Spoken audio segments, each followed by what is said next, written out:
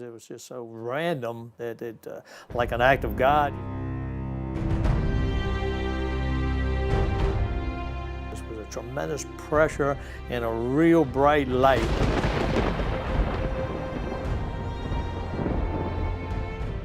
Got what they call a splash over to the aluminum storm door that I was holding on to.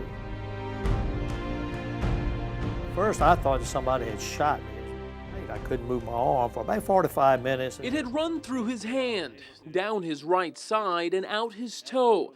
Lightning hurt, but it didn't kill Frank Williams. Doctors told him he'd be okay. So your legs are all right, and your eardrums are not bursted, and your heart is beating, so that you're all right. So I went on and back home, and just consider myself lucky. Lucky to be alive, Williams thought. But life after lightning would come with another shock. A pain shared by more than 90% of people who've been struck. The 90% that actually survive. I didn't see nothing. I was sitting watching TV. All of a sudden, the lightning strike.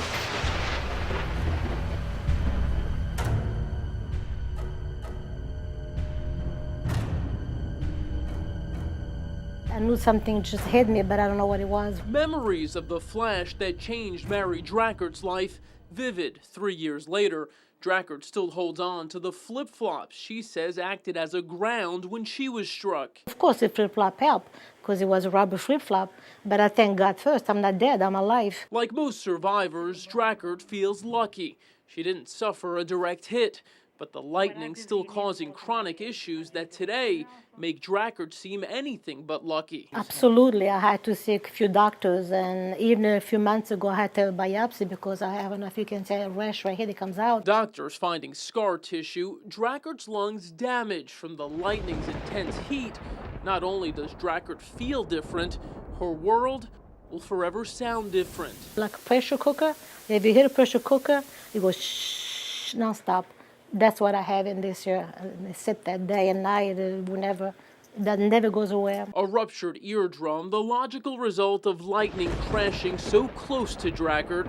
Researchers say the trauma often leads to survivors experiencing memory loss, chronic dizziness, nerve damage, and constant pain. Started having muscle spasms in my back, and then probably the worst thing was headaches. Started having tremendous headaches. For years, the headaches, the worst pain Frank Williams says he's ever felt.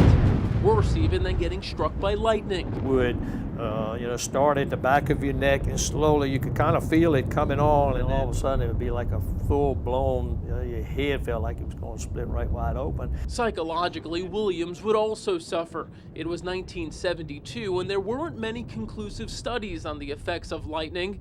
Williams didn't know why he was getting the headaches. Neither did anyone else. One doctor would say it would be like Alzheimer's or Parkinson's that was causing my headaches, and then someone would say it was depression that was causing it. It just was no relief at all, and you just say, oh man, it can't, the only way you can get relief, would be just to, take a gun or something, and just, end it. For 10 years, Williams would continue to suffer until mercifully the headaches went away. More relief came when Williams joined a North Carolina-based support group called Lightning Strike and Electric Shock Survivors International. Some of these people have been dealing with a lot of problems for years and years, taking 20 different medications. I was lucky that I didn't have more damage or more lingering effects, than what I've had now. Lucky how Williams felt when he was initially struck, but for a while he wasn't so sure.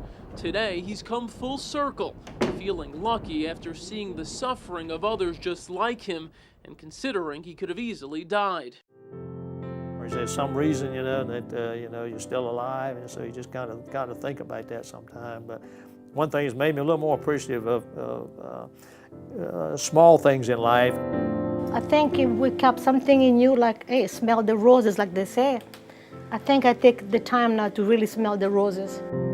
To be able to do just that, a relief for Drackert, making it clear that for those who survive, the story isn't about suffering.